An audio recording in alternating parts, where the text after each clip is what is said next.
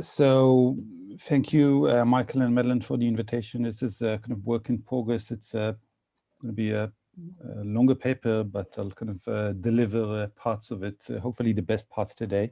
And so the paper titled PostVisual Images, and I will be, in presenting it, I'll be kind of assuming that when we speak of images, then we kind of understand or accept that people communicate through images, that images highlight spaces of negotiating agency, that the activating qualities of images and the participation in situations of change. And I'll be briefly brushing through or running through terms like photographs, phantom, subjective images, photographic images, quasi-photographic images if I have time, digital images, operative images, and then finally post-visual images, which is a term I'd like to propose. So I'll kind of start at the beginning. Phantom subjective images are a term coined by Harun Farocki about 15 years ago. Harun Farocki was a German artist, filmmaker. And in reverting to Hollywood terminology from the 1920s, Farocki refers to images which have been taken from non-human or technically impossible perspectives, technically impossible for the human body, which is still constrained by anatomical limitations. This idea kind of falls back on earlier manifestations by people, for example, Laszlo Moholy-Nagy from as early as the 1920s. Moholy-Nagy preached for approximating and demonstrating the bird's eye and worm's eye view, for example. Farocki obviously coins the term in response to images from the first Gulf War, wherein laser-guided bombs or self-guided missiles have been featured on television screens worldwide. And so Farocki in kind of many ways lays the infrastructure for a further kind of term, which I'll get into in just a minute, the term operative images. But before I do so, I'd like to make clear that although our kind of perception of phantom subjective images is still kind of tethered to images of smart missiles and the likes, there are various or infinite types of phantom subjective images. So one example is perhaps the perspective of a football, which has been featured in the last World Cup, the perspective of a flying football, not the goalkeeper or any of the other players, but the football itself. Operative images are in essence, images which are connected one way or another to a database. And since the database is infinite, then the images via or through that connection have the ability to control and continuously track changes in the world and adjust their trajectory, the trajectory of their apparatus accordingly. But discussion on operative images, which Farocki kind of initiates after or as a consequence, a result of images like this from the first Gulf War.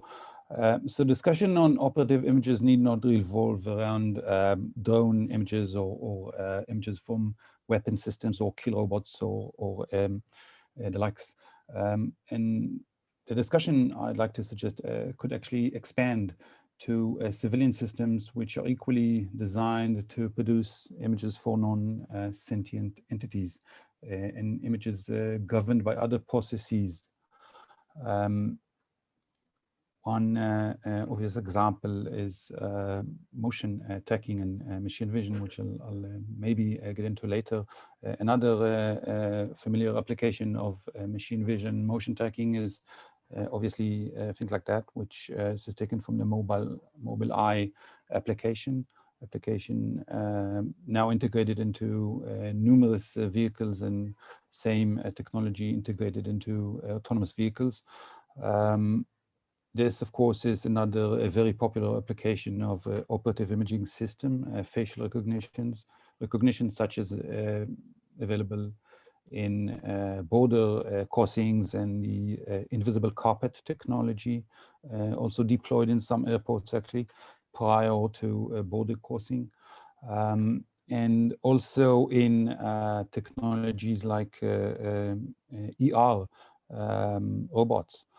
And in particular, this technology called the cyber knife, wherein the assassined object is a foreign tumor or a part of the human subject, which is kind of being sensed by the image and then appropriately removed as the machine sees necessary.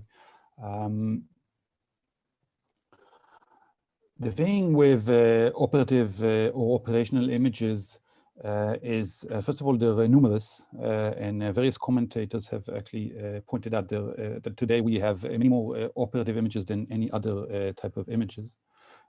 So operative images are numerous.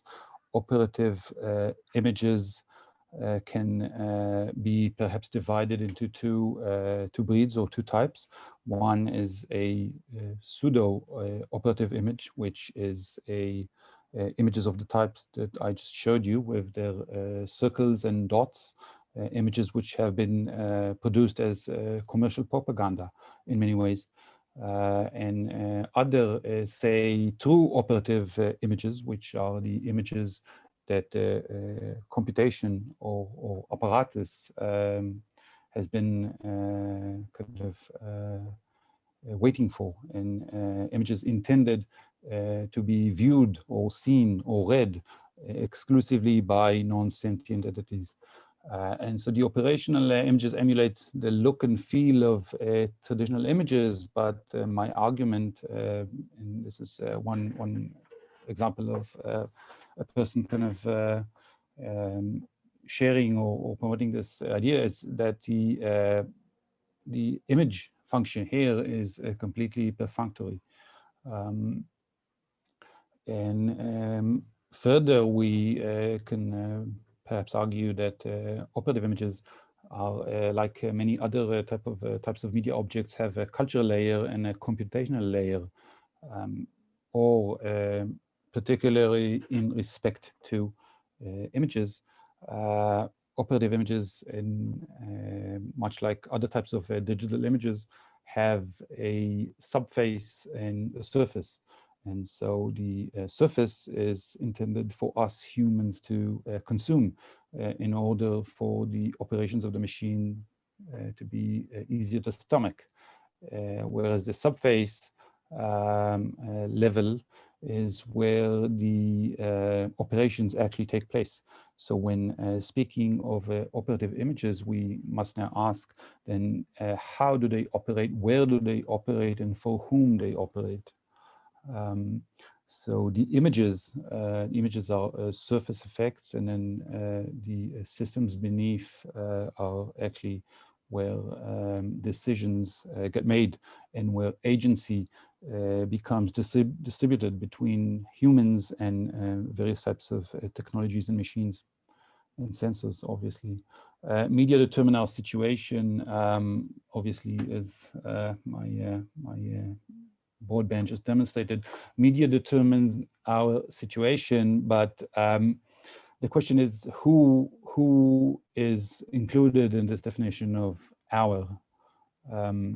And so this obviously is an early image arguing or manifesting the marriage of a human sensorium with technology.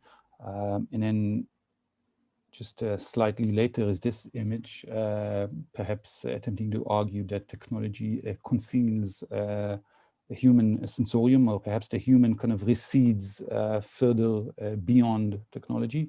And then this image, I think, is quite telling in many ways from Harun Farooqi. Humans are now completely redundant in the process of image acquisition and consumption.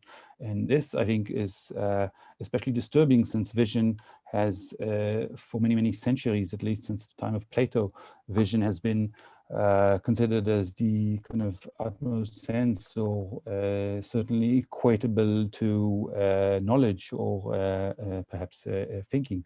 And so now that vision, human vision, has become redundant, and images no longer have or need to have a visual aspect, and obviously we might ask what type of knowledge we exercise or demonstrate or hold within our dreary bodies, I guess. So can you see anything? Can we see anything? Who can see? What can see? Is there anything to see? Images have become impoverished aristocrats, forced to serve as tour guides on their former estates. Thank you.